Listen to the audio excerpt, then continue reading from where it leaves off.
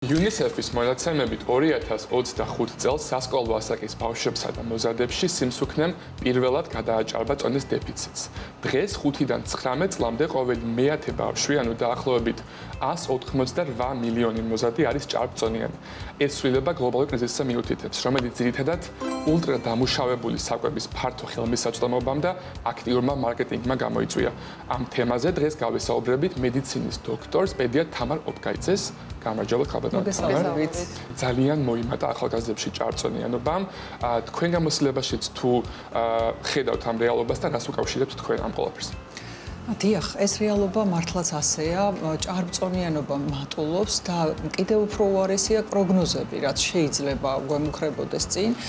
მსოფლიო ჯანდაცვის ორგანიზაციის, ასევე სიმსუქნის მსოფლიო ორგანიზაციის გამოთვლებით 2030 წლისთვის დაახლოებით 254 მილიონი ბავშვი იცხოვრობს პლანეტაზე სიმსუქნით. ეს არის ძალიან სერიოზული პრობლემა და ეს არ არის მხოლოდ პრობლემა, ასე ვთქვათ, კოსმეტიკური, რომ სუქანი ადამიანი, ჭარბწონიანი ადამიანი მოგწონს ან არ მოგწონს, ხო?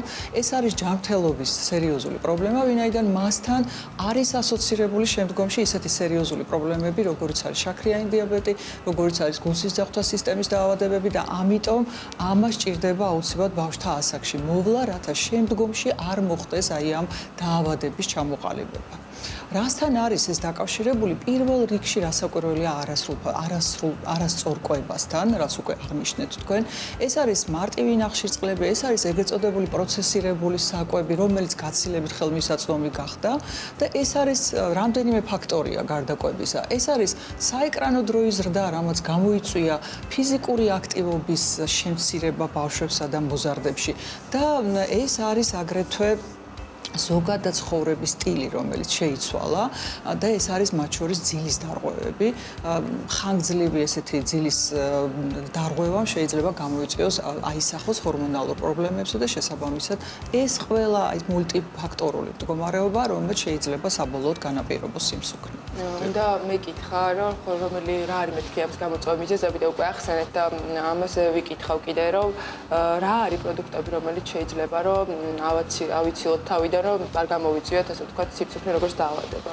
პირველ რიგში ნინი უნდა ითქვას ის, რომ აი ამ პრობლემასთან ბრძოლა უნდა დაიწყოს არა მაშინ, როდესაც ბავშვი თქვათ არის მოზარდი ან 5 წლის ასაკის ზემოთ თქვათ, ეს პრობლემა დგას გაცილებით ადრე იწყება მისი ფესვები და ეს არის ორსულ ქალთან მიდის საბოლოოდ. აი ეს პირველი 1000 დღე რაც არის ძალიან მნიშვნელოვანი ყველა ადამიანის ცხოვრებაში, რომელიც იწყება ჩასახვის მომენტიდან და გრძელდება 2 წლის ასაკამდე, აი ეს პერიოდია განსაკუთრებულად ყურადღება მისაქცევი და მათ შორის ორსული ქალის მოვლა, მისი კვება, ანტიბიოტიკოთერაპია და ასე შემდეგ, რაც გავლენა შეიძლება ახდენდეს შემდგომში ბავშვის წონის მატებასთან დაკავშირებით და რა თქმა უნდა დაბადების შემდეგ ბავშვის კვება, ეს არის ზუძუთი კვება თუ ხელოვნური კვება, აი აქედან იწყება აუცილებლად ყურადღების მიქცევა. რა თქმა უნდა, საუკეთესო ეპიგენეტიკური მექანიზმების გამშვები არის ზუძუთი კვება და თუ ვირჩევთ თქვათ ხელოვნურ კვებას, ვირჩევთ ხოლმე დაბალი ცილის შემცველობით ნარევებს, როცა საკითხი დგება დამატებით კვებასთან, აი აქ მართლაც 100 თვალი და ყური გვჭირდება, იმიტომ რომ ამ პერიოდში ყალიბდება პირველ რიგში კვებითი ჩვევები, რაც შემდგომში განაპირობებს სიყვარულს, მიდრეკილებას, თქვათ, იგივე მარტივი ნახშირწყლებისათვის საკენ, რაც არის ასოცირებული შემდგომში სიმსუქნესთან. ამიტომ ძალიან რთული და კომპლექსური პრობლემაა ეს, რომელსაც ფესვები ძალიან ღრმად აქვს და აი აქედან უნდა დავიწყოთ ბრძოლა. რაც ახსენეთ, იყო ორსულობის დროს კვება, რომელიც მოქმედებს ბავშვის შემდგომ კვებით ხასიათზე და მის ზოგად ჯანმრთელობაზე. რა ტიპის კვებით რაციონს თუ დიეტას, ასე ვთქვათ, ურჩევთ თქვენ პრაქტიკაში დედებს ორსულობის დროს, რომ მაქსიმალურად შეამცირონ რისკი ბავშვთა სიმსუქნის და მათი სხვა ტიპის ჯანმრთელობის გართულებების? პირველ რიგში ორსული ქალის კვება უნდა იყოს სრულყოფილი, ანუ მარტივი ნახშირწყლების შეზღუდვა, ასევე მნიშვნელოვანი არის ანტიბიოტიკოთერაპია, წეგან შემთხვევით არ ვახსენე, იმიტომ რომ აი ანტიბიოტიკოთერაპია, რომელიც პირდაპირ მოქმედებს დედის მიკრობიოტაზე, შემდგომში მოქმედებს თავად ბავშვის მიკრობიოტაზე და მიკრობიოტას კავშირი სიმსუქნესთან ასევე არის დადასტურებული.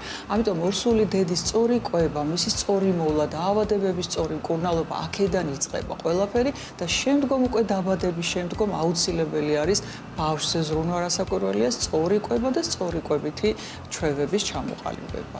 თქვენ ახსენეთ შედარებით პატარა ბავშვობის პერიოდი ახსენეთ, მოზარდობაზეც უნდა გკითხოთ. ხშირად როგორც ვიცი, მშობლები იმისთვის რომ წონაშიკლებაში მიეხმარონ მოზარდობაში ბავშვს, ან საკვებ დანამატებს მოიხმარენ, ასე ვთქვათ, დაიხმარენ უფრო სწორად, ან შეიძლება იყოს რაღაცა მედიკამენტიც. აი, ეს პრაქტიკა რამდენად გამართლებულია და რამდენად ხელშემწყობია მოზარდისთვის.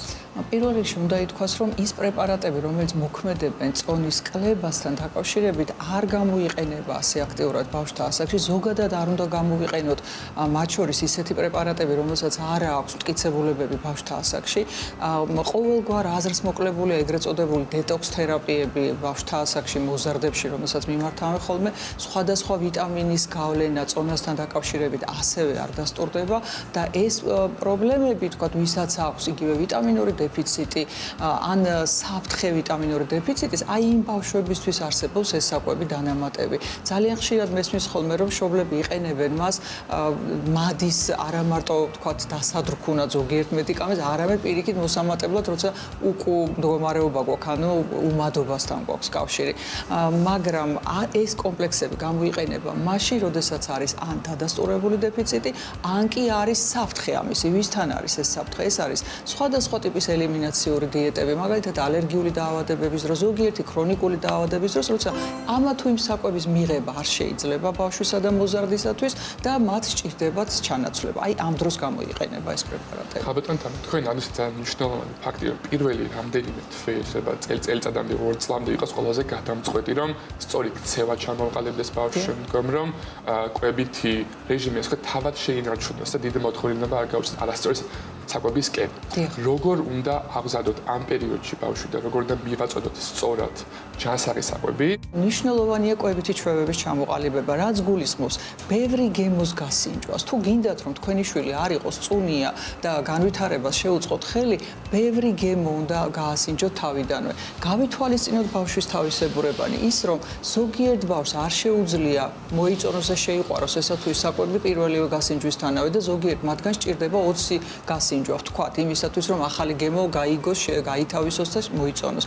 ამიტომ გარკვეული მოთმინება გვჭირდება. ძალიან მნიშვნელოვანი არის ტექსტურები. ძალიან ხშირად ჰომოგენურ ტექსტურებს აძლევენ ხანგრძლივად და შემდგომ ბავშვს არ შეუძლია ღეჭვა, ვთქვათ, ეზარება ღეჭვა და აი ესეც პრობლემაა.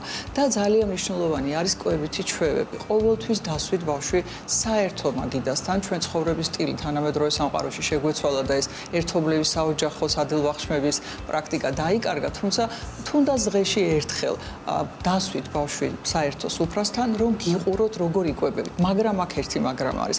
თუ თქვენ იკვებებით თავად პროცესირებული საკვებით და არაჯანსაღი საკვებით, ბავშვი იღებს ამ მაგალითს. აქედან გამომდინარე, ოჯახის ეს მაგალითი ყოველთვის ძალიან მნიშვნელოვანია და ამიტომ ოჯახის სუფრაზე უნდა იყოს ის ჯანსაღი საკვები, რომ ბავშვი ხედავდეს, მით უმეტეს აი წლის ასაკის შემდეგ, როდესაც ჩვენ ვთავაზობთ მას სუფრიდან საკვებს, საოჯახო სუფრიდან საკვებს, ეს არის ძალიან მნიშვნელოვანი. აი მხოლოდ ასე შეიძლება ჩამოვაყალიბოთ სწორი კვებითი ჩვევები.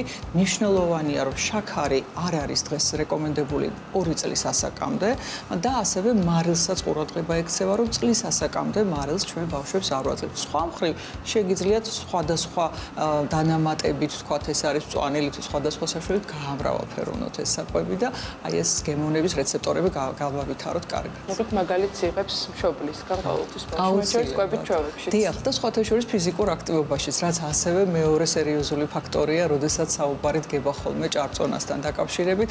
აქაც თუ თქვენ თავად ხართ მიჯაჭვული ეკრანს და არ გაქვთ ეს ფიზიკური აქტივობა, ბუნებრივია ეს სურვილი არც თქვენს პატარას არ აქვს. ამიტომ ზოგადად დადგენილია, რომ იმ ოჯახებში, სადაც არის სწორი კვების პრაქტიკა, სადაც არის ფიზიკური აქტივობის სწორი პრაქტიკა, იქ ბავშვებიც უფრო მეტად არიან ჩართული ამაში. ამიტომ ესეც არის გასათვალისწინებელი. აუცილებლად უნდა გკითხოთ ეკონომიკურ ფაქტორზეც. ხშირად გადამუშავებული, პროცესირებული ფასტ ფუდი არის ბევრად უფრო იაფი და ხელმისაწვდომი, ვიდრე ჯანსაღი საკვები. აი რამდენად არის კავშირში რეალურად ეს პრობლემა, ასე ვთქვათ, იმაზე თუ როგორ რას ვითი იკვებებიან ბავშვები. თანამედროვე კვლევები ამას ადასტურებს კი და მთელ მსოფლიოში კვლევის შედეგები ასეთია. ეკონომიკური სიდუხჭირის დროს ჭარბწონიანობა უფრო მოდის წინა პლანზე, ვიდრე ვთქვათ სიგამხდრი. რატომ? იმიტომ რომ უფრო მარტივი ნაკლები მისაწვდომი გახდა fast food, ეგ ეწოდებული სტრაფიკების ობიექტების საკვები, პროცესირებული საკვები, უფრო იაფი გამოდის, ვიდრე ვთქვათ ჯანსაღი საკვები. აი ეს არის ერთ-ერთი განმაპირობებელი, რომ მთელ მსოფლიოში ეს სტატისტიკა არსებობს. უფრო ეკონომიკური სიდუხჭირის დროს მეტად მოდის აი ეს ჭარბწონიანობა, იგივე მარტივი ნახშირწყლების გამო, თუნდაც პური, რომელიც შეიძლება ერთადერთი საკვები იყოს ძალიან შეჭირვებული ხელმოკლე ადამიანისთვის, ეს მარტივი ნახშირწყლების წყარო არის. აი აქ ყურადღება რასაკვირველი აქ ჭირდება. ახსენეთ, რომ 2 წლამდე რეკომენდირებული არის ზოგადად გამიცემა შაქრის ბავშვებისთვის. ალბათ შენ გახსოვს ბავშვობაში, რომ თუ კარგად მოიქცეოდი, გაჯილდოვებდნენ შოკოლადით იქნებოდა ეს ან სხვა ტკბილეულით, ან როდის უნდა დავიწყოთ ბავშვისთვის მიცემა იქნება ეს შოკოლადის თუ სხვა ტიპის რაიმე ტკბილეულის და სწორია თუ არა ეს ქცევა, რომ კარგ საქციელს ამ გზით ვაჯილდოვებთ. ძალიან კარგი კითხვაა ეს, ლევან, არა, რასაკვირველია, არა, ჯილდო ტკბილეული არ უნდა იყოს არც ერთ შემთხვევაში.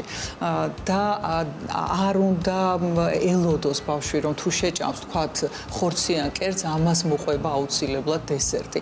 2 წლამდე ასაკში ეს პრაქტიკა საერთოდ არ გვაქვს, არანაირი დამატებითი შაქარი, არტიფიციალური შაქარი არ ერევა ხოლმე საკვებს.